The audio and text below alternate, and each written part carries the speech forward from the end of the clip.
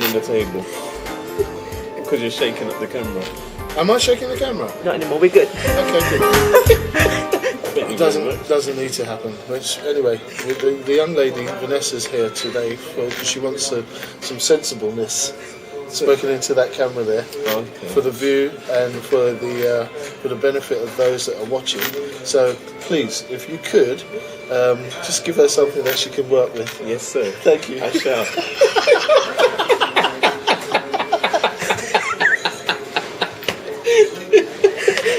Yes, sir. Yes, sir. Yes, sir. Not ma'am. Yes, no, sir. Yes, sir. So it's in your story. We're back on the road, and today I'm with my two good friends, Mr. Des Morant. Hey. And Mr. Jeff Simpson. Hi. Hi, it's great to be with you guys. Listen, I haven't seen you for a little while, and I know there's been loads of things happening, loads of stories that you want to share with It's in Your Story. And what a better place to share it with on my little travel. So, who would like to kick off? But how do you face and deal with the challenges that life throws at you, Des? It's a journey. Life's a journey, and whatever doesn't kill me, my mum always used to say that, I remember that. Whatever doesn't kill you makes you stronger. So life is a journey. You've just got to deal with whatever comes in your way and learn how to deal with it. But I believe that it's not a case that it's going to hurt you, it's going to make you stronger. Because if you don't go through certain issues in life, then you're going to grow up. You've got no substance. You've got no backbone. I remember someone at church saying that some people are like celeries. Do you know that limp celery that's in the fridge? Yeah, some people are like that. If you don't have any challenges, it's not going to make you stronger. Yeah, and I liken it to this, a chick coming out of an egg to be ready to be hatched out of an egg.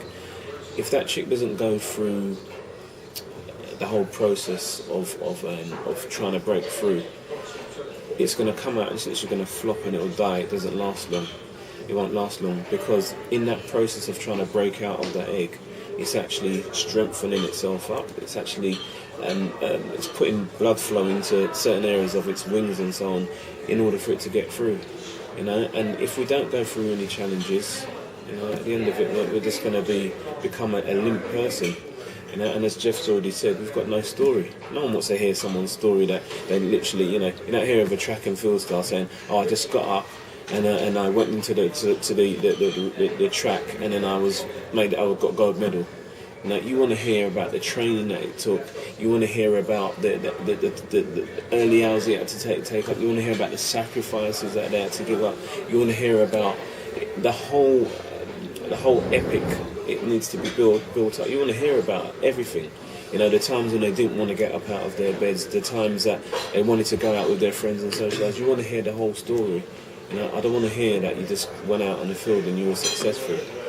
So the whole story of becoming somebody, it makes you stronger. That's what makes you stronger. I call it the refining process.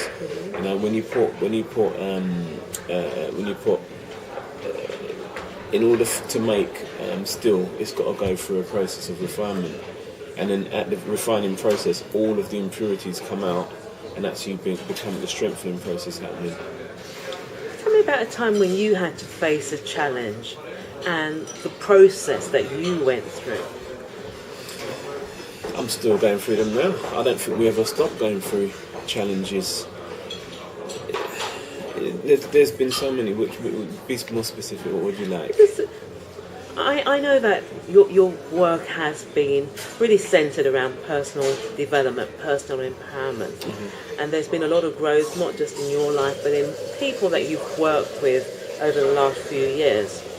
But I'm really thinking about your own self because that growth. Okay. You're not the same person you were maybe just 3 or 4 years ago, and there are areas in particular that you've really focused on. You set a goal. But at the same time, there was challenges. So if you just look back, reflect, and then just think about those times and just share with us what they were and what you did to get through those times. The first thing I had to do was I had to recognise that I had things that I needed to deal with. Because if you don't recognise where you are, it's like an alcoholic. In order to become become, alcohol free, you need to recognise that you're an alcoholic. And I recognised that I had deficiencies that I wanted to change. So the second part of it was that I had to realise that I wanted to change. So the first point was recognising it. Second point was I had to realise that I really wanted to change. So in order for that to happen, I had to, as I said, re-educate myself.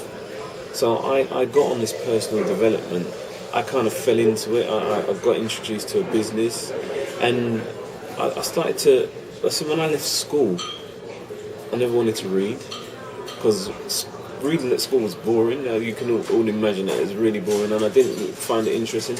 And through school, I found it challenging as well, because I wasn't the intellect at school. I had to study, and I had to really work hard in order for me to break through to get the grades that I wanted to get. So that whole process taught me that I had to, anything I do, I have to work at it in order to get there. So when I recognised that I had the deficiencies that I wanted to change, this whole self-development, personal development process, it was kind of like a realigning of myself and my thoughts, and it was exciting and scary at the same time, because I got introduced to things that I weren't used to. I've never seen it before. One of the things that I started to do, I put myself on a course of reading of books, which I didn't like at first, but then I started to see myself in these books. I remember reading a book called How to Win Friends and Influence People, and in that book it taught me how to start a conversation properly without actually thinking bad thoughts about yourself. That was a great moment, because I realised that I can be somebody, and I can be the person that I wanted to become. And in reading that book, it kind of opened my eyes up to how I can be. So that was one of the books, and I started to listen to audios from many different people, Les Brown, Brian Tracy, Tom Hopkins, many different people, just to hear how successful people were and how they thought.